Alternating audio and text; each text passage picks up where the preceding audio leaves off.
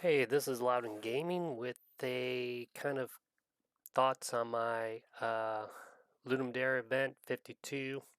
Uh, the results were in last Saturday, and so I just wanted to talk about my game, the results, and kind of just talk a little bit about it. So again, I made a card game that is about making games for a Ludum Dare event. The theme was Harvest, and I didn't really want to do that theme, and I had this idea from the. Actually, came up kind of a little bit of this idea back in Ludum Dare 51, but I didn't want to do it for that one because I was working with my daughters, and so we wanted to just stick with the theme. But I thought, hey, since we're going to have an extra Ludum Dare event in January, why don't I maybe I'll do this game for that jam. So I did. So I've already posted some videos on playing it, and I will be posting videos of me creating the game. Uh, I videotaped most of it, at least the programming part of it. So let's look at the results. So looking at the results overall, I was 134th, and this was my highest placing of any of my games. Innovation was 59th. The highest I think I had was 57th, maybe, for another game. So overall fun was 160, 36. That might have been the highest too. And then, graphics not so great. Audio, actually, the worst was the theme, which, I didn't do the theme, so makes sense. Um, but, when you look at these numbers overall, these overall ratings here, they can be deceiving. First, not as many people were in the competition for the compo event. I think it was like maybe a little bit more than 400 people. And I think that's kind of low. I think usually they get maybe 1,000, maybe a little less. I don't know, but so less people. And really, when you look at some of your averages, like this right here, 3.548. It could be that the 100th place had 3.6. I don't know, but 100th place could have 3.6 for this event, and so really you're not that far off from breaking the 100. And with less people, the odds of you being having more people slightly above you is less, because it doesn't take much for someone to be above my game. And actually, when instead of comparing it to like these overall stats, really looking at your averages, this is probably more important because I had 23 ratings and my overall was 3.5. Even though the place I got was 134th, this 3.5 was not my best average for overall in any of the jams. Matter of fact, if I look at my games that I've made, those are all the games. Let's see, how do I go to my games? My games.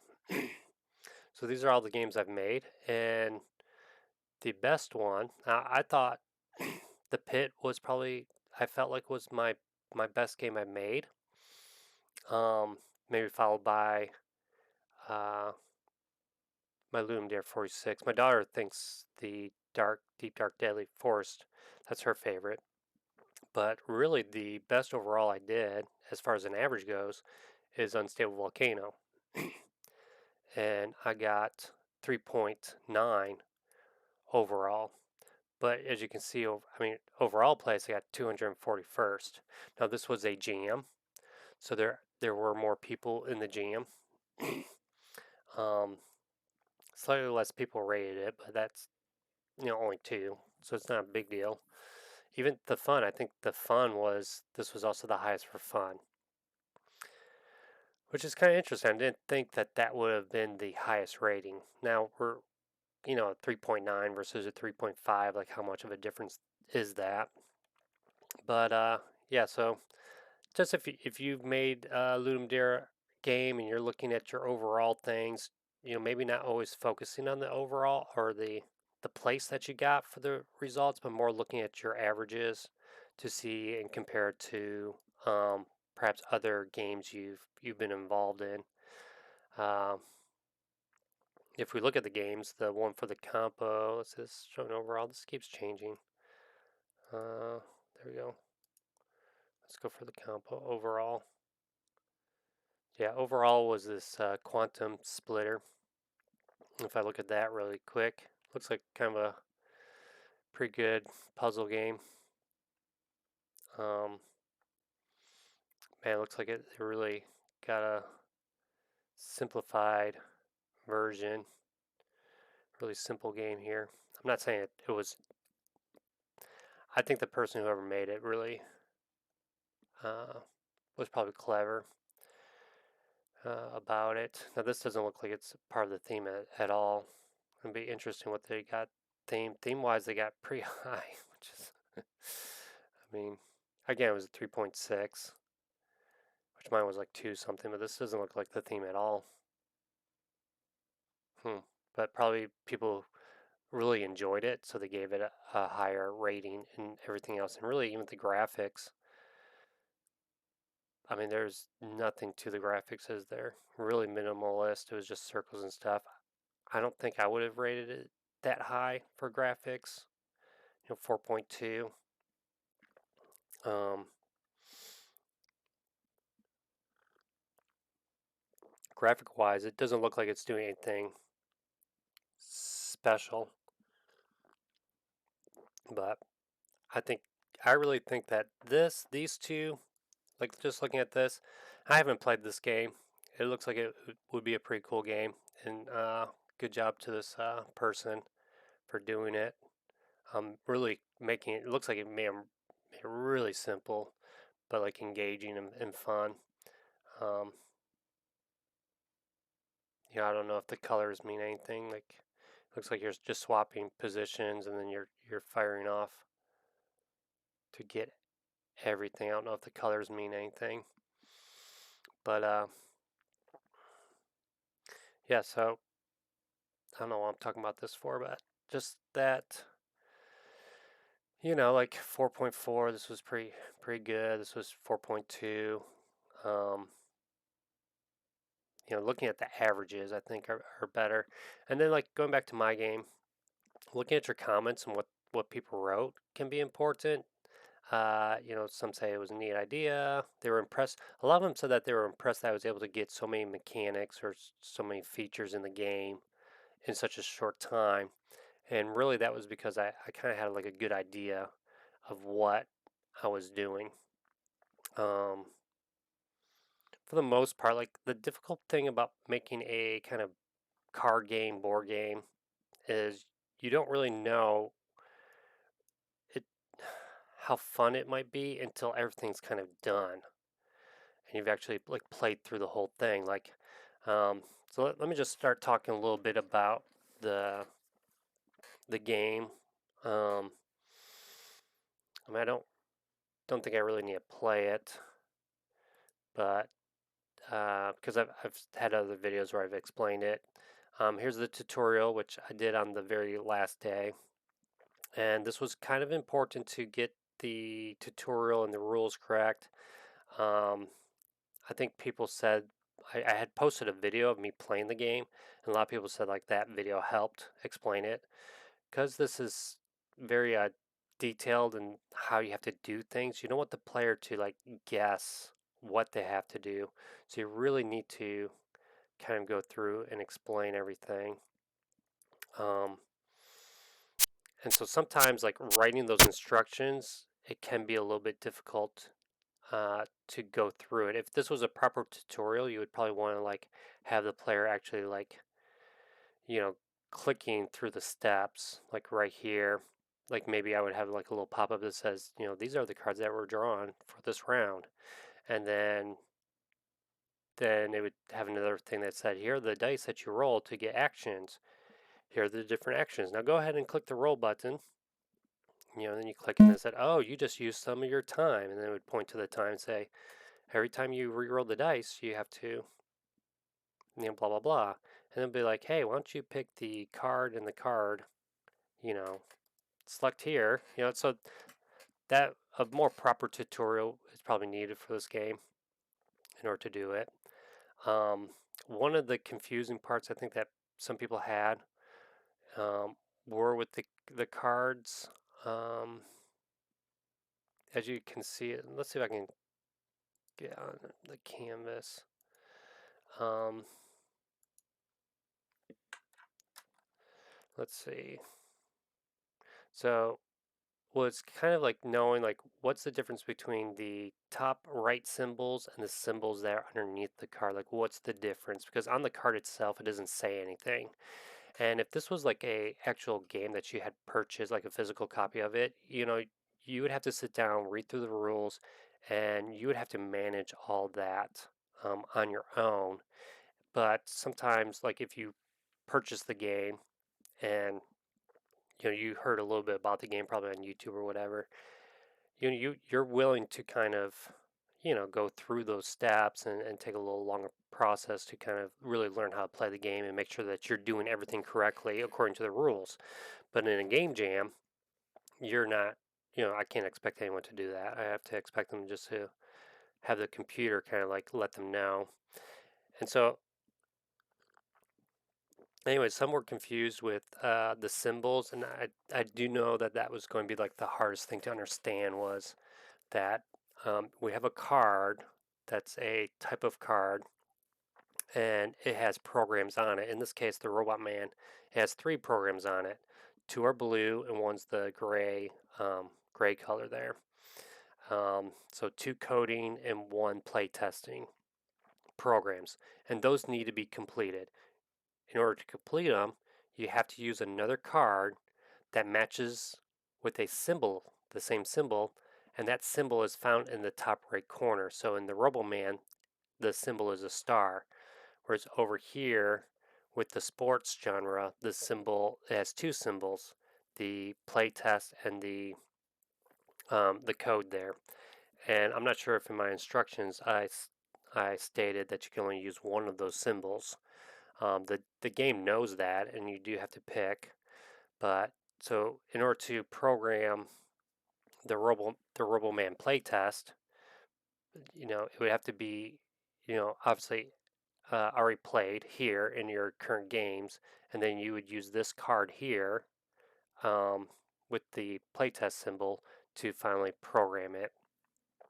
So that was probably like the hardest thing to kind of explain. Plus, we have this dice action here.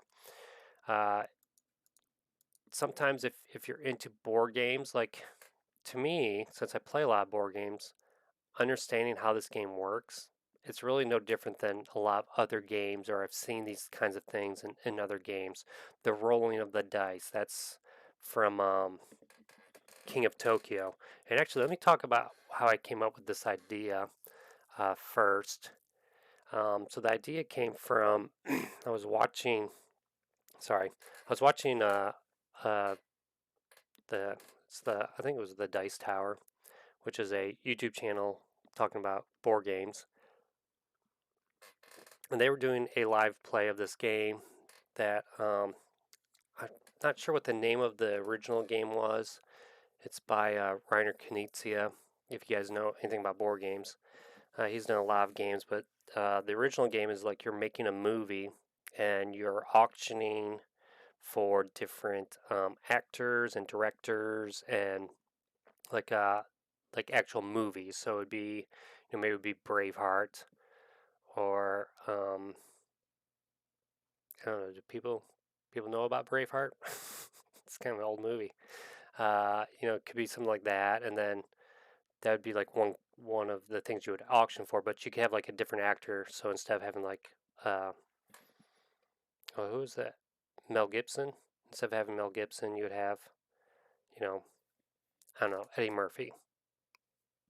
Um, someone like that, and so I kind of that idea kind of was like, oh, that seems interesting. That seems kind of fun, and I could see it working with like a video game because of video games we have different genres, different type of heroes, and especially if you're thinking about like classic Nintendo games, uh, there's a lot of that, and it would be kind of interesting to see this kind of hodgepodge thing.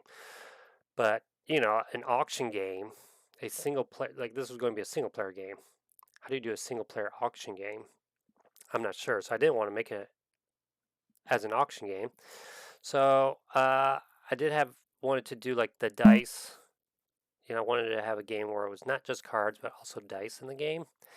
And I was kind of thinking, well, what are some games that use dice? Like I just mentioned, the game called King of Tokyo, which takes the Yahtzee kind of style, where you roll the dice and re-roll it. So you got that game. You have Bang the Dice game uses this, and even uh, War of the Ring, which is a heavy game, but you don't get re-roll your dice, but the dice you roll that determines what actions you get. So I do kind of like that kind of thing.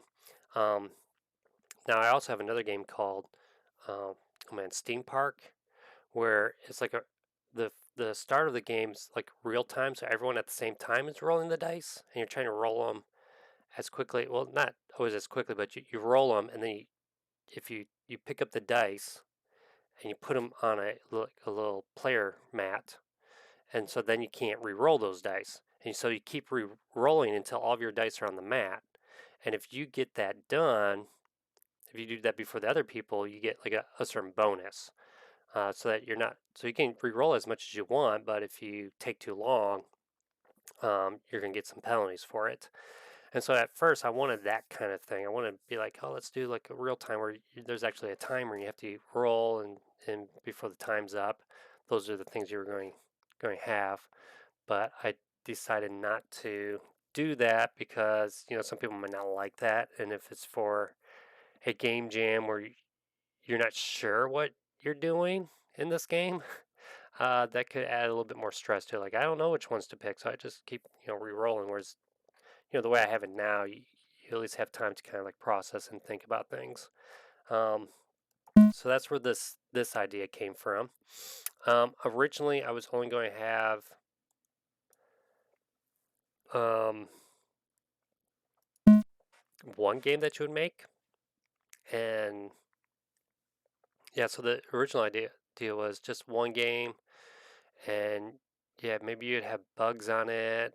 I was just trying to think about, and originally you wouldn't use other cards to finish programs. You would just have like a certain number of times that you have to program it to do it. The problem with that is like I'm gonna have a deck of cards of 40. There's 40 decks of cards. As soon as I take,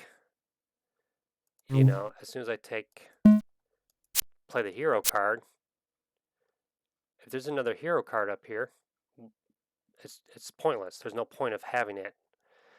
And so eventually, if you have all your cards in your game, there's no reason to draw cards anymore, which means there would be no reason to keep that die action of drawing cards.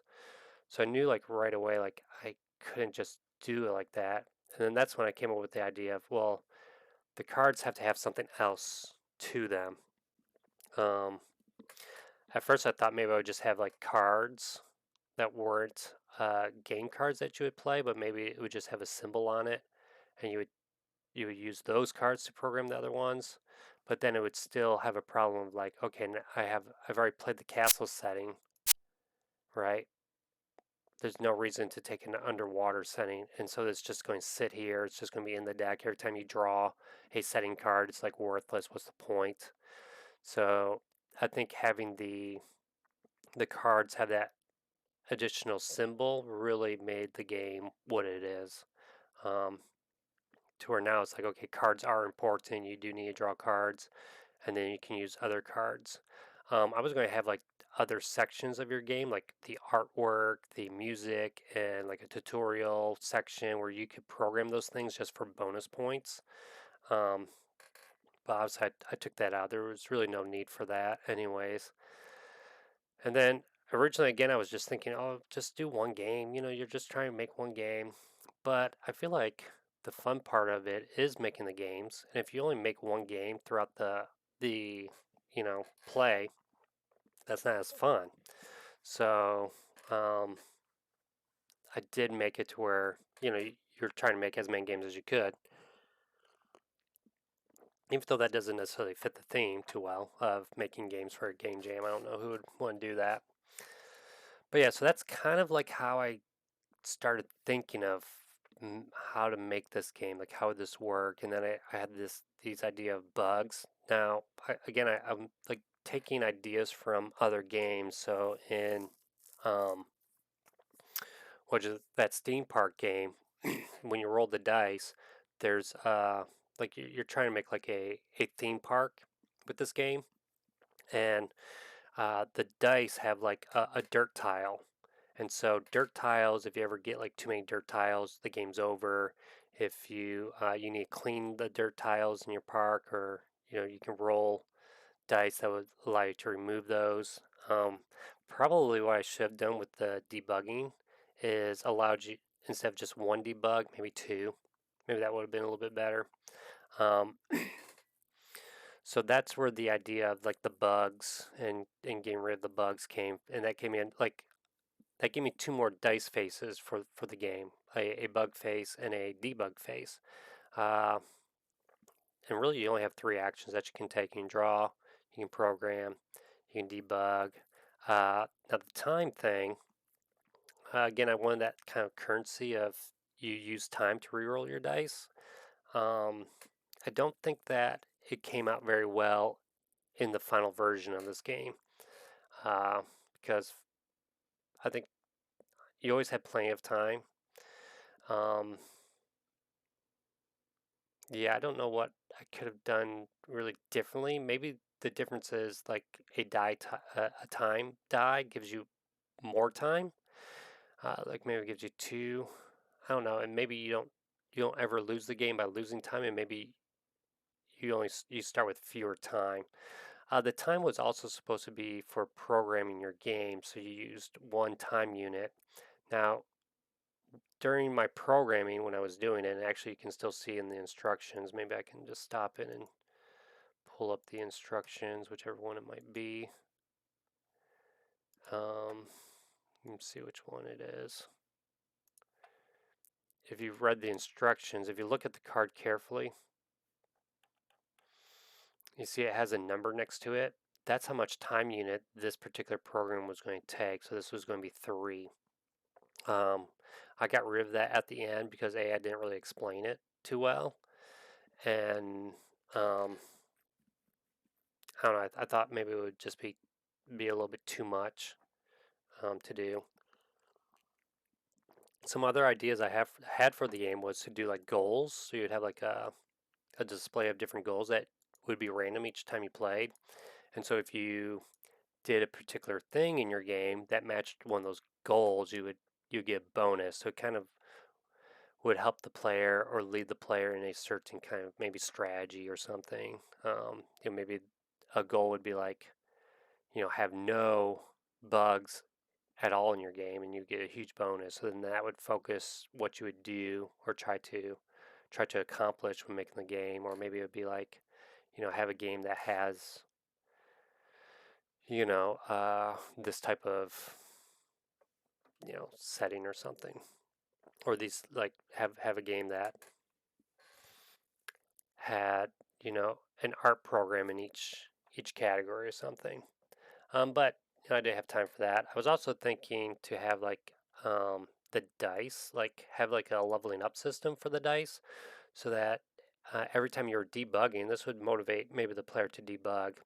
Every time you debug, you could use your debug bugs to upgrade one of your dice to give you more drawing cards or more actions, um, or maybe more debug. So you're actually increasing the the values of the dice using your things. Again, didn't have enough time. I think that would have been neat. It would be neat to kind of like try to see how that would change the game and how you would play it. Um, but yeah, so that's that. What else do I want to talk about? So these are just different ideas that I was coming up with. One person did mention how, and it is kind of not a problem, but I can see the frustration was that when sometimes you'll have extra draws and there's no cards to draw. So I would get like 6 draws, but there's only ever 5 out. Um, I was thinking to have like a blind draw as an option. So if you didn't like any of the cards, you could just draw and blind or draw blindly off the top deck. Um, and then that would kind of like help you if you had 6. Well, then you could always take cards from the top of the deck. Um, I just didn't have time to put that in. I think that would be a good feature to add, so that if you said, oh, I don't need any of these cards, let me draw. Just draw from the top, especially if you were like looking for a particular one you needed. Um, so maybe I will kind of talk a little bit about some of the programming. As you see, if you can look at the bottom here, these are the number of scripts I did. I tried to not have too many scripts so that it's not hard for me to find things. Um, Event Manager, I don't think I ever used this. I think I had started with doing something like this, but I just was like, you know what, forget it. Yeah, I didn't use this at all. Um, I was thinking of having like an event manager, but nope, I didn't do it. Uh, so I really started off with the card manager. Um, when I was planning out making my game, and I kind of make a schedule when I design my game, I thought, I've done cards before in a game, so this shouldn't take too long. Maybe it'll take me like an hour to make the card manager. It actually took me a little bit longer, and some of it's not so much the programming of the cards, like shuffling the cards. I have, well, if we look at it, this is setting up this sets up all the pictures of the cards. Then we set up the cards. We create a new deck. Then we shuffle that deck. Um, this is creating the actual card object. Um, we don't do anything with the update. When we set up the cards, we call this other. So this is what houses all the information. So we go to all cards. So in this script, it's a static class, so it's not even on a game object or anything like that. And then this just creates all the different cards we can have. So here's the jumper card, and the type. Here's the little description. So um, the sprite that I would use uses a string, the value. That's how many points you would get. Then it adds these symbols to it. So 2 art symbols, and you can see I originally had more programs on each of the cards. So, and then this was how much time it would take. So this would take one time to do each of these programs. And then it would add the symbols. So these are the programs, and then this is the actual symbol of the card. So this is an art symbol card. And then we have a nice little function of abilities. And abilities are basically, what do you call them? Delegates or actions. Let's see if I can go to this definition. So yeah, this is just an action which you use from using systems. It's like a delegate, and so we can store a function in this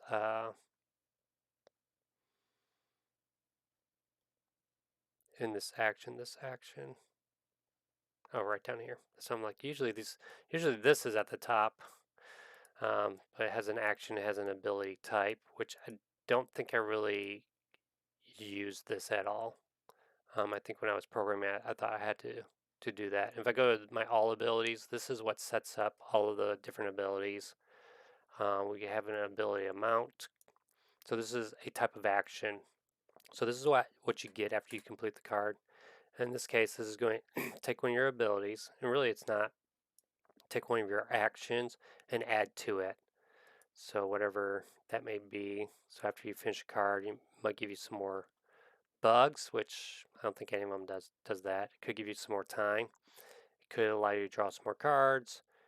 Uh, the wild type doesn't do.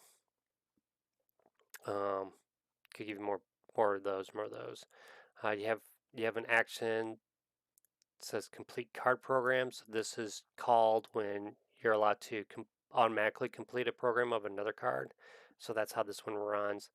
This one is you complete a card program for a symbol. So if this action might be like a specific symbol. So complete a program, a art program on another card, and you get to do that automatically without using a program action. Then we have the action of removing bugs from each card, so a certain amount. Um, I don't know if I've seen this one on too many of the cards. Maybe I didn't ever use this. I wonder if. Let me just see if I ever used it. Find all references. I did not use it at all. Bummer. That would have been a cool action to have. So this basically loops through all the cards you have in play and removes that many bugs. Oh man, that would have been awesome. Just, uh, find all references of this. Well, maybe I do have it. Huh, why can't I? Why doesn't it find any of the references? Oh well.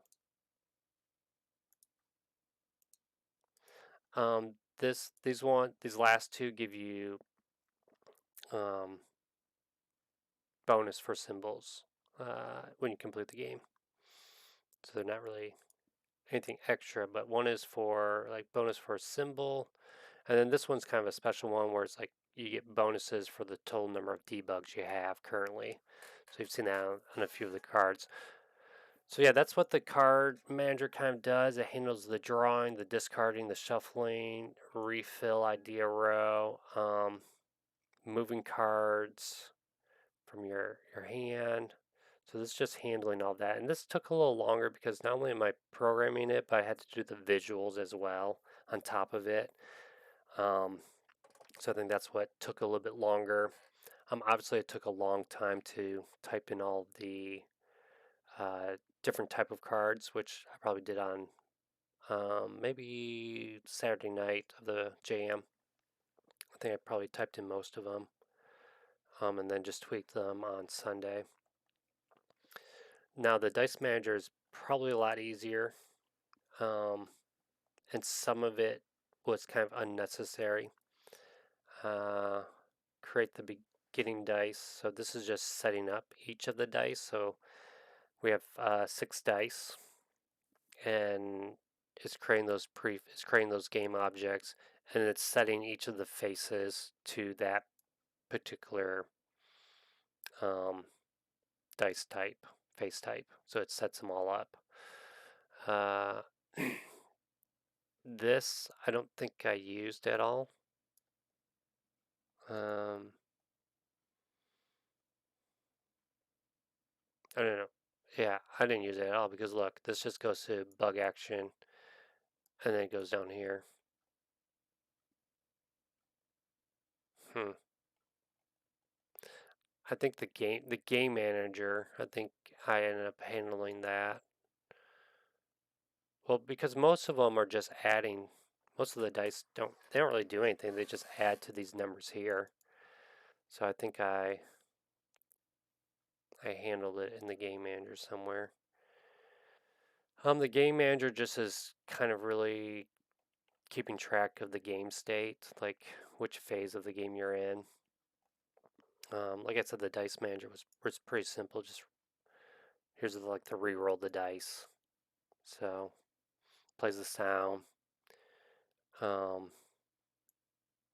it's weird how I did that. Oh, this changed the game phase to rolling dice. Um, Resetting the dice. So here's the roll the dice. I think, do I use this at all? Oh yeah, it does it right here. So yeah, So that's kind of the dice manager and the how this works. Not the best code there, but that's that. My UI manager, I usually just create this to kind of anything that I want to do with the UI, whether it's like clicking buttons or showing the stats, uh, showing different panels. Um, one of the things I had an issue with, and it's kind of important with a game like this, like you need so much like visual reminders to the players to let them know because the game is taking care of all of the things that you would normally do if you were playing this game in a physical version where you're the one who has to keep track and you're the one who have to like remove the bugs and you're the one who has to like read the action and then grab the other card that would would work with it or whatever. The game has to tell the player, hey, you've completed this card and it's telling you to pick another card to complete a program. Well, I had to have a way to kind of do that, and it was kind of thrown together at the last minute. I think I had something that kind of shows a game message text, which I'm not sure where I put that. And it didn't really work that well, especially because it needed to open it, it needed to close it. Actually, I don't see it at all. You would think I would put it here. Let's see, show that, menu, click, close settings, show, click general bugs, pick action from wild. So this is displaying that panel and letting you, it doesn't really tell you though, right? Clicking the symbol. Oh, here, like this message thing, message panel. This is what's dealing with the messages, and this did not work very well. Basically, I had to have the player is the one who had to close the messages on their own because the time, like I was just not getting the timing correct, and so I had to. Whereas like something would happen, it would show one message and then it wouldn't show another one, and it would instantly close one when it was supposed to be open. And so eventually I just took out the manual close or the automatic closing of the messages and just allowed the player. The player is the one who had to do it. Um, but yeah, that is pretty much the bulk of the things. Like this is just a data structure where for keeping the variables for the cards, the ability is the same thing as just keeping track. These types aren't, I don't think, even used. We have like controllers, like a card controller. This is where a lot of the programming is happening because you're doing a lot of clicking of cards, and so this is a little bit messy. Like I should have put these in um, different things, and there's probably still like bugs to it where I don't know if I caught all the instances because you gotta really check like okay when you click this card what is it supposed to happen depends on if you're clicking it to play it as a game. Are you clicking it because you're programming it? Are you clicking it because um, you're trying to finish a program of another card? Are you clicking it because you're drawing it? So this is what's managing all of that. So it's a little bit messy and it's a little bit like a lot of like else ifs. And if you don't put these in the right way, you get effects that you don't want. Um, this is just hovering over a card and showing that panel, which I think really helped. Um, one of the biggest things is the graphic design of this game. I think it was okay. Um, Nothing special. I started making these panels, and I think when I started doing some of the colors, like you know what, let's make it like a Nintendo theme kind of color scheme here. So that's why you see blacks. Um, I didn't use enough grays, and I think I really don't. I think it's too black, like whatever, or too dark. I think this background picture right here. Um, maybe I should have just used a panel. I'm going to change it right now just to see what it looks like. Like maybe I just use this gray panel, or actually it's white, but change it to gray. Yeah, looks a little bit better. It kind of looks like a Nintendo. Maybe I could have like added like just like some black lines. Like if I just say, just really quick, let's just see what this looks like. I named it the TV image. The UI image. If I did like this or something, I made this black. Just do like a couple of these. I know you probably weren't thinking I would do this stuff, but just something like this. See how it kind of looks a little bit like, I don't know, maybe a little grooves. Make it look like the original Nintendo box or Nintendo game system. Just something like that. Means nothing, but maybe that would have made it look a little bit better. As far as the cards go, um, it was really tough because there was a lot of information. And I think that's why things took a little bit longer to do. Let's see if I can get it in the tutorial. I think it was part 4. Yeah, if we just take a quick look at the text, like there was a lot. Like I had the idea for the graphics to look like an original Nintendo NES game box, like the black box editions of games. So that's why you kind of see this thing here, the title slanted. This is like the seal of approval Nintendo symbol that I was trying to make it look like. But yeah, it's a lot of information you're trying to put on this one card. You have the symbol here, the programs here, and then you need the text, and then the bugs and this. So a lot of things had to go on the card. So I don't know if this was the best graphic design, especially like the program symbols here. I don't think those stand out very well. Um, Maybe I needed like another little like panel here to make them stand out, but then it covers up, like you end up covering up everything. And I wanted the artwork as well. um I didn't have enough time to do all the art.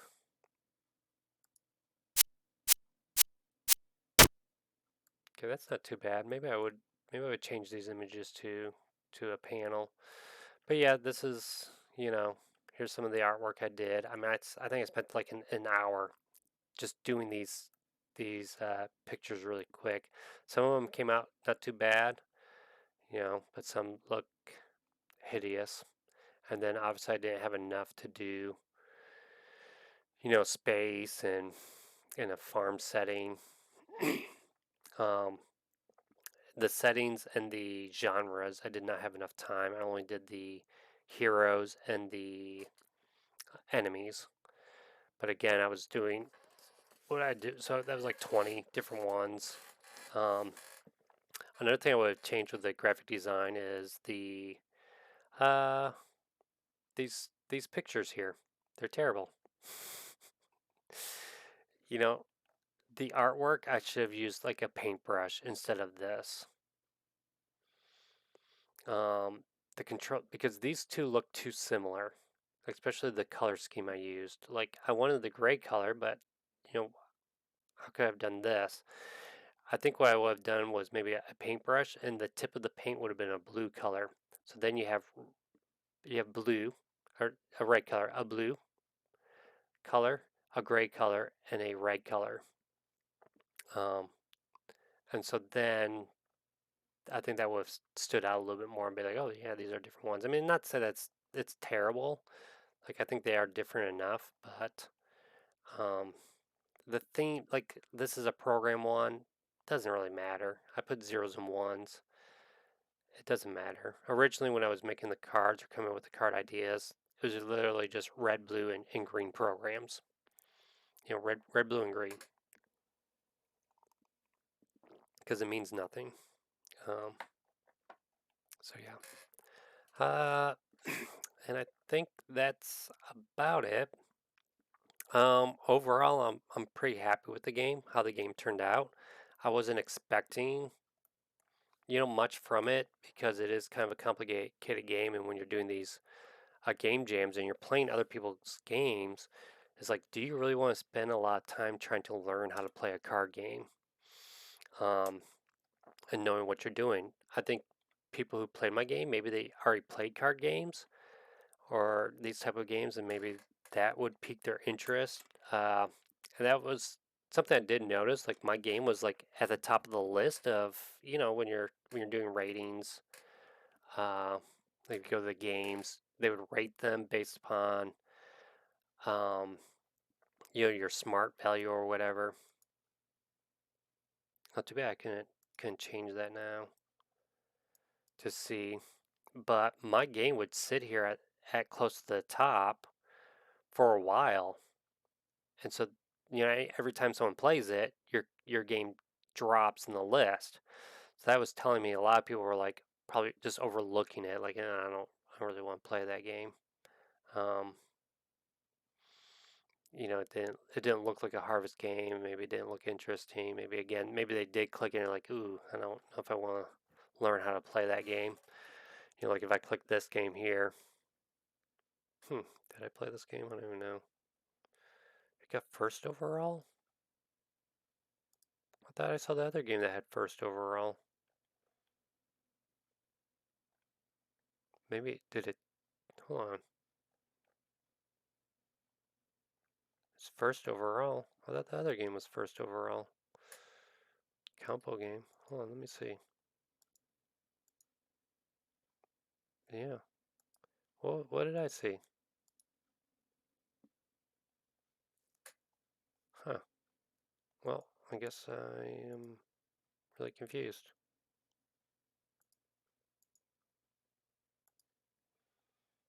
Well, anyways, second overall. This looks interesting. This game requires a display. It kind of looks like a card game, doesn't it? With some puzzle features. Overview. Blah blah blah. Growing. It's a deck building game. So this is probably a little bit easier to understand. It got quite a bit of ratings, second overall. So, oh, you know what? Maybe no, I don't get it.